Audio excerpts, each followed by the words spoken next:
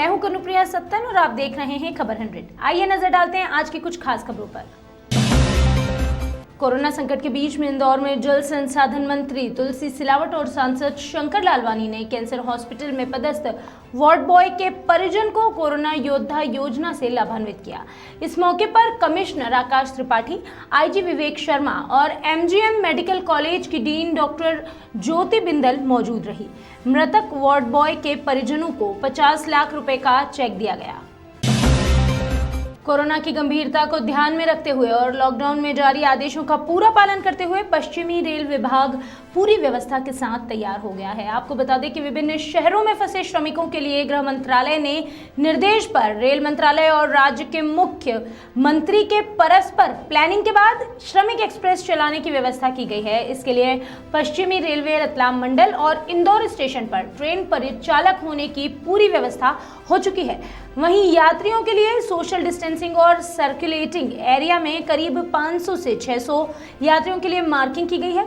साथ ही प्लेटफॉर्म पर पूरी व्यवस्थाओं के साथ रेलवे सुरक्षा बल भी तैयार किया गया है, जिसका जीआरपी निरीक्षण कर जायजा लिया गया। प्रकोप पूरे विश्व में छाया हुआ है और हमारे भारतवर्ष में भी इसका काफ़ी असर हुआ है और काफ़ी जो शहर हैं जो रेड जोन में आए हुए हैं और वहाँ पे जो भी श्रमिक हैं जो कार्य करते हुए फंसे हुए हैं और अपने घर जाना चाहते हैं, तो उसके लिए हमारे माननीय प्रधानमंत्री द्वारा जो लॉकडाउन किया गया है 3 तारीख से बढ़ाकर 17 तारीख किया गया है, उसके साथ में गृह मंत्रालय ने भी ये निर्देश दिए हैं कि रेल मंत्रालय और स्टेट गवर्नमेंट मिलके इस तरह का प्लान बनाए कि श्रमिकों को सुरक्षित उनके घर तक पहुंचाने की व्यवस्था की जा सके। तो रेल प्रशासन उसके ऊपर कार्य कर रहा है।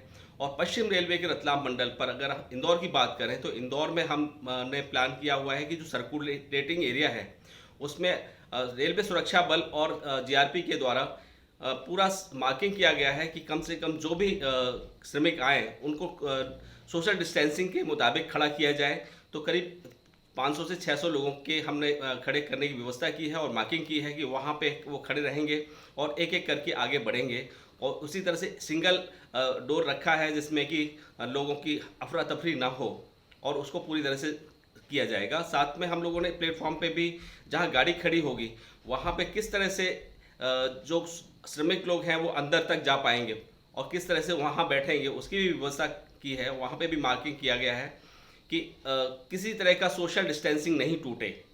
अगर क्योंकि हम चाहते हैं कि हमारे श्रमिक पूरी तरह से सुरक्षित अपने घर तक पहुँचे, तो श्रमिक स्पेशल जैसे ही भारतीय रेलवे प्लान होती है, चाहे वो इंदौर से हो, मुंबई से हो, अहमदाबाद से हो या कहीं से भी हो, वो प्रॉपर सोशल डिस्टेंसिंग के द्वारा और श्रमिकों को अच्छे से मतलब सुरक्षित उनके घर तक पहुंचाने की व्यवस्था करने के लिए वचनबद्ध है।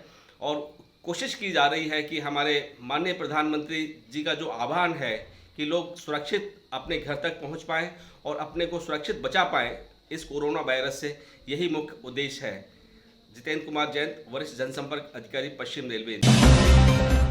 सब्जियों की घर पहुंच सेवा शुरू हो गई है। वहीं डिलीवरी होने के बाद खंडवा रोड स्थित 10 स्थानों पर रात से सुबह तक सब्जियां पैक होना शुरू हो गई, जिसमें एक पैकेट में करीब 4 किलो सब्जी दी जा रही है। उस पैकेट में धनिया, मिर्ची, नींबू, टमाटर, भिंडी, गिलकी, लौकी और कोई भी एक सीजनल सब्जी शामिल है। लेकिन सब्जी डिलीवरी में पहले दिन अपेक्षानुरूप नतीजे सामने नहीं आए। कोरोना संकट के बीच जारी लॉकडाउन में उमरिया जिले के व्यवसायी दीपक छतवानी को बिना अनुमति के क्रैशर चलवाना भारी पड़ गया। दरअसल क्रैशर चलाने के दौरान ग्राम मरदरी के मजदूर रामेश्वर सिंह का हाथ कंधे से कट गया। उसे गंभीर अवस्था में प्राथमिक उपचार के बाद जबलपुर रेफर कर दिया गया। बताया गया कि घायल से जबरन क्रैशर चलवाया जा रहा था। घायल चौकीदार का काम करता है और उसने व्यापारी ने जब क्रैशर चलाने को उससे बोला तो उसने ये किया, जिसके दौरान उसके साथ ये भयानक हादसा हो गया। कोरोना के बढ़ते संकट के बीच मध्य प्रदेश की आर्थिक राजधानी इंदौर की हालत नाजुक बनी हुई है। इसी बीच इंदौर के राव विधानसभा क्षेत्र में चॉकलेट का कारखाना अब भी चालू है, जो कि कोरोना को घर घर जाकर न्योता देने का काम कर रहा है। रेड जोन होने के बाद भी यहां पर आदेशों और नियमों को ताक पर रखकर चॉकलेट फैक्ट्री अब भी जारी है। राजश्री फूड फैक्ट्री इस समय चॉकलेट बनाकर घर घर जाकर कोरोना को न्योता देने का काम कर रहा है और जिम्मेदार इस पर कोई ध्यान ही नहीं दे रहे हैं।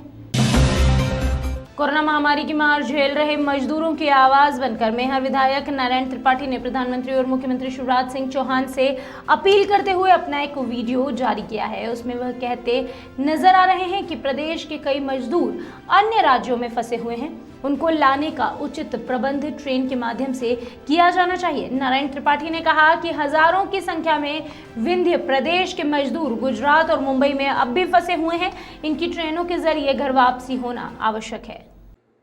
मैं माननीय प्रधानमंत्री जी और मध्य प्रदेश के मुख्यमंत्री सम्माननीय शिवराज सिंह जी से दोनों से अपील करता हूं, प्रार्थना करता हूं कि ये विंध्य प्रदेश, विंध्य क्षेत्र जो है, यहाँ के कम से कम 15% मजदूर गुजरात और मुंबई में फंसा हुआ है, बेहद कष्ट और तकलीफ से समय गुजार रहा है। साथ ही उत्तर प्रदेश के तमाम लोग गुजरात और मुंबई में हैं। ट्रेन से इन सबको लाने की तैयारी की जा रही है। हमारे जो स्टूडेंट हैं वो भी इंदौर में, भोपाल में, जबलपुर में, मुंबई में फंसे हुए हैं। मैं अपील करता हूं, प्रार्थना करता हूं कि सर्वाधिक महत्वपूर्ण क्षेत्र विंध्य से लेकर उत्तर प्रदेश के जो मजदूर अहमदाबाद और मुंबई में हैं, गुजरात और मुंबई में, मुंबई से और गुजरात से ट्रेनें चलाकर इन सभी मजदूरों को मैहर, सतना, इलाहाबाद, बनारस, बिहार जो जहां के हैं, ट्रेनों के माध्यम से उनको उस जगह तक पहुंचाने की जिम्मेदारी लें। मैं प्रार्थना करता हूं पुनः कि इन सभी लोगों को बिना ट्रेन के माध्यम से इनको नहीं भेजा जा सकता और उत्तर प्रदेश के जो लोग हैं, सूरत और मुंबई से आने वाले लोग इस मैहर रूट से ही निकलेंगे, तभी वो अपने गंतव्य तक पहुंचेंगे। इसलिए मेरी प्रधानमंत्री जी और मध्य प्रदेश के मुख्यमंत्री शिवराज जी दोनों से अपील है कि ट्रेन की व्यवस्था करें जिससे ये लोग अपने स्थान तक पहुंच सके। और साथ ही हमारे जो लोग विंध्य प्रदेश के, विंध्य क्षेत्र के, गुजरात मुंबई में फंसे हैं, धैर्य रखें। उनकी पूरी व्यवस्था हमारे प्रदेश के मुख्यमंत्री जी जिनके अकाउंट मिल गए हैं, उनके अकाउंट पर 1,000 रुपया आज से लेके कल तक उनके तात्कालिक व्यवस्था के लिए पहुंचाया जा रहा है। मैं मुख्यमंत्री जी को धन्यवाद और बधाई देता हूं। वो धैर्य रखें, साहस के साथ वहां रहें। उनके वापस करने की व्यवस्था और जिम्मेदारी एक एक आदमी की हमारे मुख्यमंत्री जी की है और मुख्यमंत्री जी इस मामले में गंभीर हैं। हम लोग लगातार आपको यहां लाने की व्यवस्था में लगे हुए हैं। आप सबको धन्यवाद। बांधवगढ़ टाइगर रिजर्व में बाघ की संदिग्ध परिस्थितियों में मौत हो गई है। आपको बता दें कि बांधवगढ़ टाइगर रिजर्व के खितौली वन परिक्षेत्र के मेड्रा बीट के RF 494 में हाथी गश्ती दल ने बाघ का शव संदिग्ध परिस्थिति में पाया।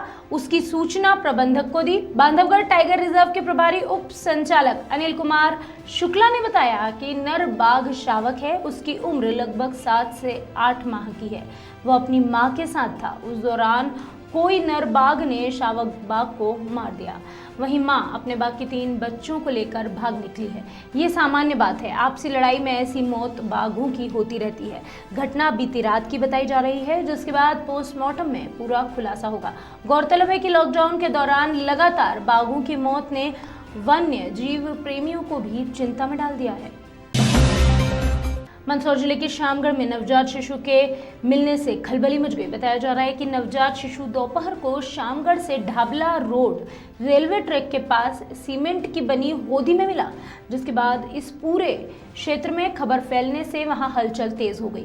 वहां मौजूद लोगों की अगर माने तो नवजात शिशु को अज्ञात व्यक्ति होदी में छोड़कर भाग गया, जिसके बाद स्थानीय प्रशासन को इस मामले के बारे में सूचित किया गया। प्रशासन ने मौके पर पहुंचकर पूछताछ की और शव को इलाज के लिए अस्पताल भी भेज दिया गया। शव की जांच की जा रही है और पुलिस प्रशासन आगे की जांच में जुट चुका है। बच्चे का अभी सूचना मिली कि इस तरीके एक बच्चा है यहाँ पे शर्मा जी की दुकान में मकान के पीछे है। सूचना पे अभी आए, अब देखते हैं प्रथम दृष्टया क्या आते हैं। नवजात शिशु दिख रहा है, मृत अवस्था में है कि किस अवस्था में मिला? नहीं, ये तो डॉक्टर साहब बता पाएंगे। तो कोरोना संकट के बीच राजनीति गर्मा गई है। आपको बता दें कि उज्जैन के कांग्रेस विधायक महेश परमार ने प्रशासन के खिलाफ किसानों की समस्याओं को लेकर मोर्चा खोलते हुए धरना प्रदर्शन शुरू कर दिया है। आदिगाड़ी अस्पताल पर हो रही भारी अनियमितताओं से राज्य सरकार को उन्होंने घेरते हुए उज्जैन प्रशासन ने अब तक कोई कार्यवाही क्यों नहीं की, इसको लेकर नाराजगी भी जाहिर की है और कोठी पैलेस कलेक्टर ऑफिस के सामने धरने पर बैठ चुके हैं। वहीं कलेक्टर ने उनकी मांगों को आगे भोपाल स्तर पर पहुंचाने का उन्हें आश्वासन दिया है।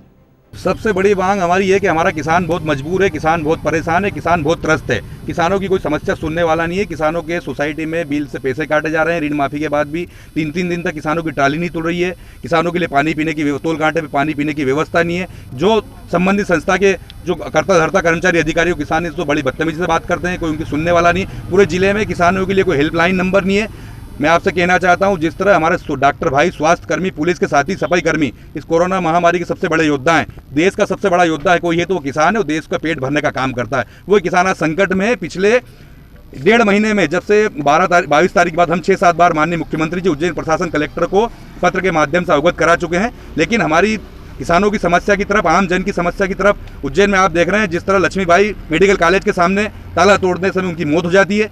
आरडी के मेडिकल कॉलेज में जो घटना घट रही वो आप सब जानते हैं। तो हमारी 2 प्रमुख मांग है। एक तो उज्जैन, पूरे देश में सबसे ज़्यादा मौतों का प्रतिशत उज्जैन में हो रहा है, इस तरफ सरकार ध्यान दे और हमारे किसानों की समस्या, हमारा किसान आज लाचार है, उनकी कोई सुनने वाला नहीं है। मजबूरी के कारण हम सब लोगों को आज हमारे सब्र का बांध टूट चुका है। किसानों के आंसू हमसे देखे नहीं जा सकते, इसलिए हम यहाँ मजबूरी के कारण हमें धरने पर बैठने पड़ा। और उज्जैन कलेक्टर साहब को हम बताना, संभाग आयुक्त को हम ज्ञापन देने आए। हमारे जिला अध्यक्ष जी, दोनों जिला अध्यक्ष जो है, पूर्व विधायक जी, हमारे पार्षद जी, हमारे दोनों सुरेंद्र भाई, सोनू भाई, हम सब लोग यही सोशल डिस्टेंस का पालन करते हुए हमारी मांग रख रहे हैं। इस ओर अगर सरकार ध्यान देगी तो अच्छा होगा, क्योंकि किसानों की समस्या बड़ी समस्या है और लगातार हम सरकार के हर निर्देश का पालन कर रहे हैं। अब किसान के सब्र का बांध टूट चुका है। किसान अगर रोड पे आएगा तो इसके लिए पूर्ण रूप से जिम्मेदार सरकार रहेगी।